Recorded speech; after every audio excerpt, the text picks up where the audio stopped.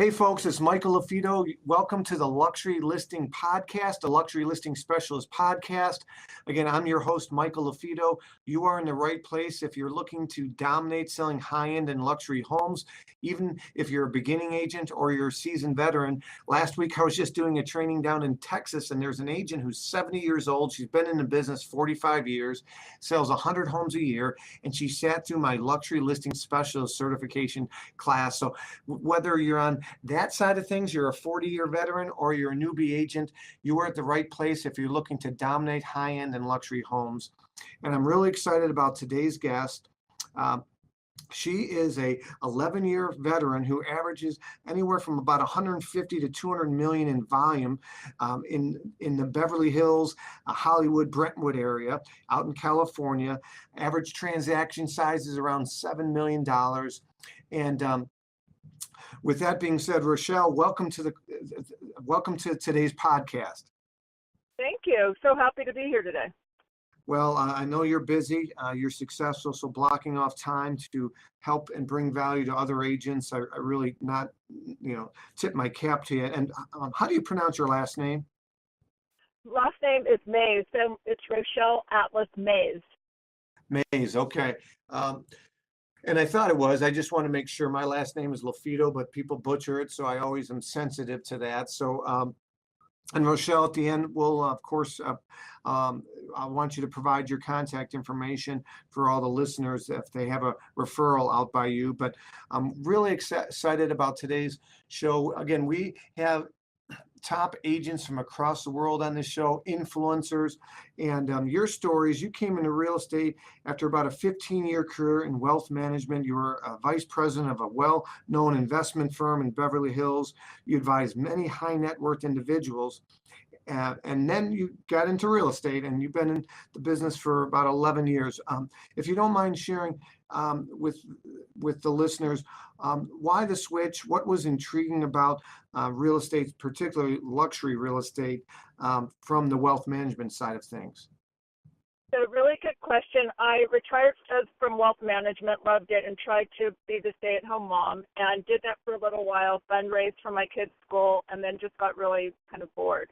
I've always invested in real estate for myself, and got my real estate license and really wasn't doing anything with it. And met another mom at my children's school, and we decided to start working at Normand and Associates, and it kind of just went from there. And so what happened was, because it started off kind of as a hobby and nothing real serious, is that I was able to gain kind of instant credibility. I had a friend ask for some advice on a monetary standpoint, the value of a property, and I was just extremely honest. And I could take properties and comparables, and it was just super easy for me to do a monetary valuation correctly, and really just tell them, you know what, it's not worth it, don't buy it, or you have to get this, it's priced so low. And so that honesty immediately translated into immediate respect, and people began referring me other people because they just loved the way that I worked with them, and it just kind of grew and grew and grew. So that's a great story. So again, honesty, being direct, not telling people what they want to hear, no matter if it's the entry level, middle tier, upper end, or luxury, being transparent, being honest with people. I mean, I tell people all the time, it's a relationship business. And so even for the higher end, the luxury end, the side of things, being honest with them, being able to advise them, right? Looking at not just as a real estate agent. Many people look at real estate agents, Rochelle, as salespeople. The salespeople are trying to sell you something if you don't want it. But no, what you're telling the listeners is, no, telling them, hey, this is not a good investment. And you actually earn their trust more by saying that. They're like, wow, man, she really cares for me long term. Is that correct? Exactly. It speaks volumes for you and your credibility, and it gains instant credibility. And so I kind of figured out early on that people really were in need of this, that there was a lot of agents out there just kind of selling and just doing anything they could to sell something. And I just kind of came in and said, no, it doesn't make sense, or yes, and also learn that you really need to know or specialize kind of in an area. And so I off the bat, figured out you're going to do the same amount of work or the same amount of business for whatever area that you're going into. Why not start in an affluent one? Because you're opening an escrow, you're doing inspections. Why not do it at a higher price? And Yeah. so, like anything, you need to become an expert. So how do you just become an expert in something? And it's really putting the time into learning the inventory and knowing it. And so I would then just go to every, without clients, just go to every open house, know every property, and pay to play. I mean, you just really put your time and just immerse myself in everything in Beverly Hills to learn it, and just picked it up quickly, and had a very good memory. So someone could say the name of an address, and I could picture the house in my mind and know the lot size and the square footage, and if it has been redone or not. So spent a lot of time doing that. That's very impressive. It sounds like you got a photograph memory, and you really know your numbers. And that's one of the things that we talk about when I train and we do the certification is own your numbers. One of the ways that you can build confidence is if you own the numbers. Again, maybe somebody said, man, I hear the Hollywood market is smoking. It's a seller's market. Well, at some price point, no matter if it's in Beverly Hills or Brentwood or Rochester, New York, or wherever, the heartland of the USA, at some price point, I tell people all the time, Rochelle, it makes the shift from a seller's market to a buyer's market. Now, maybe in your market it's 25 million plus, but maybe in Rochester, New York, it's 600 grand plus. So no matter where you are as a listener today, first off, you might say, well, man, she's got a $7 million average price point. We don't even have $3 million listings. So it's all relative. So don't beat yourself up. Don't think you can't sell high-end homes, because I defined high-end, Rochelle, is 2 times whatever the market average sale price is. And I define luxury as 3 times. So you might not be prepared for this, but just if you had to guesstimate, what is the average sale price in those markets that you work? The average, not yours, but the overall market average. In Beverly Hills or LA? Well, it could be, Beverly Hills, Brentwood, the Beverly Hills, Hollywood, LA. I know it changes, but if you were to say, pick one, just pick one and say, hey. Average sales price in Beverly Hills, in all of Beverly Hills, is about 4.5 to 5 million, and actually just did some numbers on it. That's funny you say that. Price per square foot, average price per square foot in the last since 2015 is about 1,550 a square foot in Beverly Hills. It's crazy. Okay. It's a high number.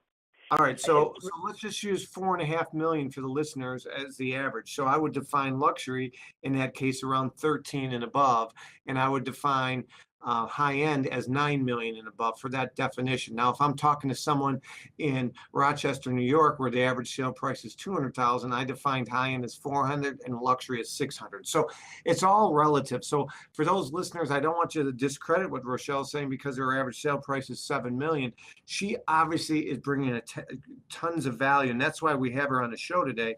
And she sometimes calls herself a marketing maven, which I love, by the way. When you told me that offline, I wrote it down because, Rochelle, I tell agents all the time, don't think like a real estate agent, think like a marketer.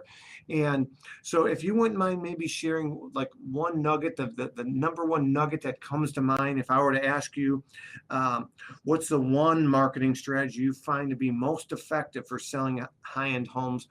And if you have 2, that's fine too. But what would that big nugget that you would share?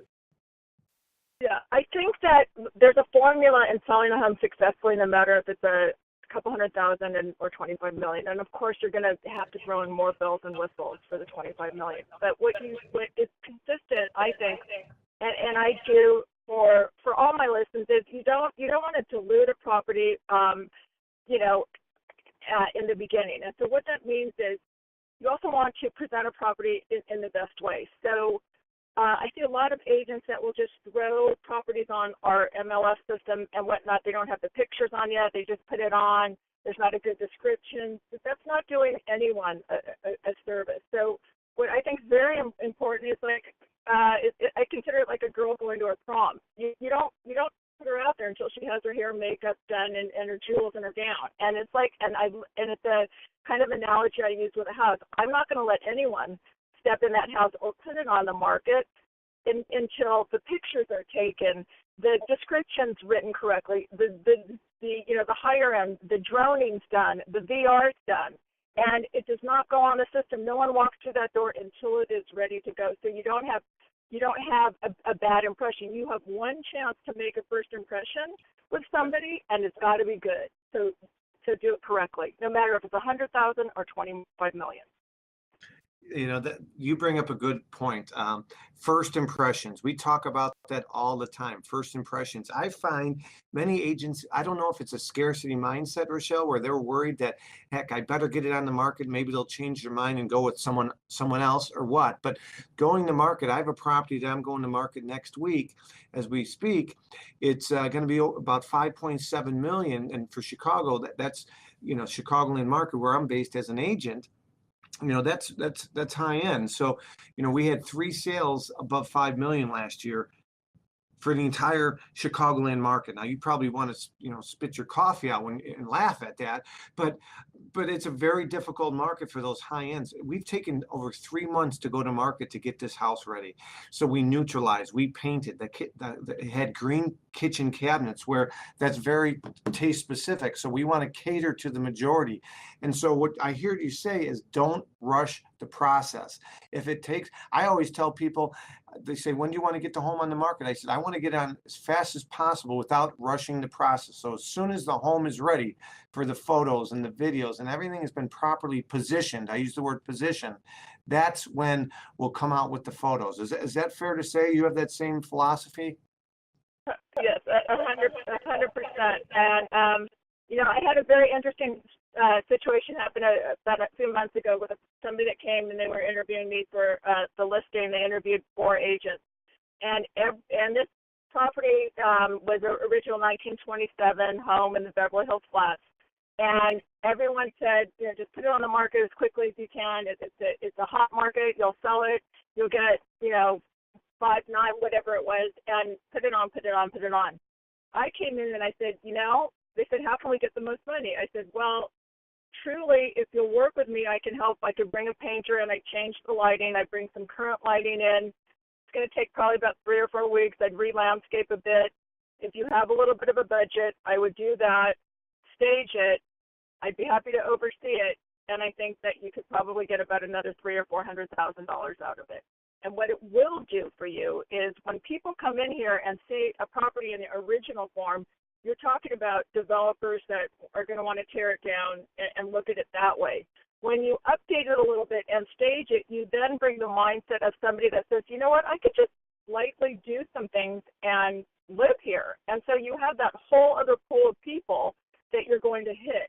And so they were very impressed by that. They ended up hiring me. I oversaw a transition, and we ended up going on the market. We had 11 offers, and I was achieved $400,000 over asking price, and they were thrilled. And so it just goes to show, the easy way would have been, just throw it on the market and do that, but it took a little bit of elbow grease and work, that it was so gratifying to know that I had this vision and I made it come true for them, and they, this is their biggest asset. That's the other thing. You have to remember, with a home, that's usually somebody's biggest asset. So it's very serious, and you want to take that and do everything you can to gain, the best price for them, and that's what I did. That's awesome. And if I'm not going to put you on the spot and ask you this question, but for those listeners that heard what Rochelle talked about, that is a success story. And I guarantee you have success stories or case studies. And so if I had that success story that Rochelle has. What I would do is I'd create a case study with before and after photos. What I would do is I'd talk about how they interviewed 3 other agents. They wanted to go to market, but the client listened to me. I advised them throughout the process. It took us an additional blank number of weeks, but we got them 11 offers. It went for 400 grand, and I would leverage the heck out of that and monetize that, because again, now you're not just a salesperson, you're a consultant. You are differentiating yourself from the competition, which leads me to my next question. When they interviewed 4 or 5 people, and you explain this to them, what's something that makes you different from the competition? Why should somebody hire you, Rochelle, at is it Normand and Associates, right? Right. Well, it's so funny that I think we think alike here. Number one, right after that happened, I did a testimonial video of that whole thing and have it and marketed it that way. So that's funny that you said Awesome. that. So that actually happened. Number two, I try and go outside of the box. I have an incredible over-the-top listing presentation, and I'm always looking for the next big thing, the way to change it, and how to present something. And so where people were just going in with paper, I would go in with beautifully bound books for presentations. I've done dimensional things. I've branded my own VR goggles and brought those into people, and I'm working on something right now, which is the new latest and greatest, which I can't talk about because it's not there yet. Awesome. But I'm always looking for something different to be that standout. In fact, when I market, I started doing this maybe 6 years ago. I was one of the first people in LA. They have a big thing with food trucks. It's people, eat lunch, and there's very famous kind of food trucks. And I started hiring them for my open houses. And so I would advertise, come look at my house. I'll buy you lunch. And the people would, and in Beverly Hills, it's not hard to sell homes if you're priced correctly. But yet I would continue to do this. And agents would come, and they're so happy, but they say, I don't understand. Why are you spending the money for these food trucks when you don't have to? Well, why do you do this? And I said, I'll tell you why. Because today there's 3 deals that was made at that truck, and people are talking, and they're making deals. And that's all good. There's so much business to be had, and there's so much for everybody. So why not embrace it and let it happen? On the flip side, when one of those agents has a listing and I'm representing a buyer, who do you think they're going to be happy to do business with? Yeah. And so it just comes back to you. So what you put out there comes back. Think of something fun and different. Make it a creative, fun business, because it really is. And I have a lot of fun with it, and I'm always trying to do something different, but I'm also out there trying to engage other people and work together, because there's no reason not to. Yeah, I love what you said. There's a couple big nuggets I want to repeat because they're important. First thing you talked about was differentiation. I talk about it all the time. When everyone showed up with this, you showed up with that. When people go left, you go right. I talk about it all the time. The first rule of thumb of marketing is be memorable, stand out, get people's attention. And sounds like your listing presentations are just that. Be memorable, show up differently. I tell people, if you're female, show up with a guy on your team, or a guy from your office. If you're a guy, show up with a girl. I used to show up with my interior designer and bring value. And I just recently, I put actually this week, a property on the market for $3.9 million. And I was interviewing an agent who was thinking about joining my team. And it was a 2.5-hour listing presentation, Rochelle. And she said, you never went into your presentation, because I'm a big disc personality profile guy. And this guy just wanted to talk. He wanted to brag. He wanted to show off. And I pre-sold him ahead of time with our pre-listing packet. And so I didn't need to formally open up my folder and go through everything. And so I just talked and listened. I got the listing. I'm by far not going to be the cheapest guy that he interviewed, but he didn't even, hesitate, because he saw the value. And I tell people all the time, and I know based on our conversations, you can appreciate this. People don't care how much you know or I know until they know we care. So you got to build that rapport. And even though I'm more of a driver, bottom line guy, you got to slow down and build that rapport, because you'll lose that listing to another agent that might be, I call it part-time Patty or part-time Paul or Debbie Dinosaur or Debbie Dan. You'll lose that listing opportunity to them if they build more rapport, and you lose that important step. Right. Absolutely. Agreed. So yeah. 100%. It's 100%. So I've always tried to do something kind of different, and I've lost listings because of it, but I think I've gained more than lost, and I don't want to be mainstream. Yep. That's just not who I am. That's not. I love it. I love it. So that's why you're the marketing maven. Exactly. It's easier for Yeah. Now, last thing that I wanted to ask you, and then I'll open it up to you for any other nuggets that you feel you'd like to share, is particularly you're in a marketplace where there's a lot of movement there. But for some of these agents that perhaps have a stale listing, something's not moving, like for example, I have in my marketplace, there's 1 to 2 years of supply in the $1 million plus marketplace. So, what do you do for I call it stale or property that's not moving? What do you personally do, or what do you recommend to those listeners if you have a property it's not moving, you're not getting the activity you want? What's your big nugget that you can share? Well, a couple things. I'm always getting feedback, and so I always keeping up with feedback with agents. And basically, the market right now here is price driven, and if you are not moving, it's because of price. And so what I do is I will take it off the property off the market and refresh it and put it immediately back on. Meaning, I'll either take new pictures or change the way the website looks. When I put it back on, I change the pictures that are up first. You have 30 seconds to engage somebody looking on the internet. If you don't catch their attention in that first 30 seconds, they're gone. So when they're going on your listing, you don't want that same picture coming up that's been there for 4 months that they've seen before, because I could tell a picture and I know the address if I'm looking at an area. Take it off the system, just tweak it a bit, change the website, change the way that you're putting the photos on, bring the price down more effectively, and do different types of advertising. Change the way that you've done it. It's stale. It's obviously not working, so switch it up. Just those little things right there will do it. A little bit of a price decrease is going to send another email on any system, be it the MLS or whatever networking system with what city you're living in. So when you do a price change, it then spits it out again and it puts in front of agent's face rather than sitting still on the market. So there could be a new agent looking in your area but just never really bothered to look at old stuff. They're only looking at new stuff. By changing it a little bit, it's going to get right in front of their eyes. Yeah, great ideas. I implement everything that you talked about. Our MLS, you can cancel it literally at 12:18 p.m. and relist at 12:19, and it will wipe the slate clean. It will show up as day one. It doesn't show cumulative days, but we are in a Zillow world.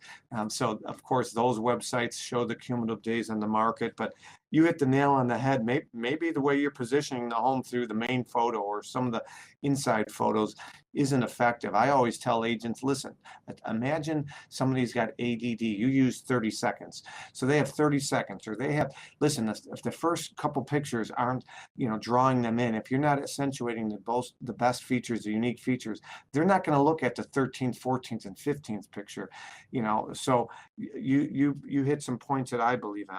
Now I'm going to open this up to you, and is there a question I should have asked you, or is there something that you want to leave someone with, some kind of nugget that maybe we didn't cover on this call, Rochelle? I think you covered a lot. The only other thing that I could say is, like, for older agents or whatever that are kind of scared for changing or trying different mediums, you have to remember that our world, and as you put it, is very much like marketing, and you are in a marketing world. So as that marketing is changing, you have to change that to help your clients. So that means now you got to be on Snapchat and Instagram and Facebook, but you're not comfortable with it. Hire somebody that is to do it for you. You got to be current, and you have to be able to get those properties out there. And most importantly, have fun. I've done here. I try and specialize in Beverly Hills, and I came up with my own hashtag. My name's Rochelle, so I do hashtag 9021RO instead of 90210. Do something clever, and it makes you stand out. But have fun with it, and just want to emphasize that trying to it's a fun business. It's marketing and trying to take a risk. Not everything's going to always work, but if you don't try something different, you're never going to succeed. I don't think. That's great advice. Again, I really appreciate your time. You're doing some amazing things out there. Keep it up. I love your enthusiasm. I love the fact that you're willing to try new things. For anyone that might have a referral out in Hollywood, Beverly Hills, Brentwood area, what's the best way they can reach you? You can call me on my cell phone, 310-968-8828, or my website is RochelleMaize.com. Instagram, it's #9021row. There you go. That's awesome.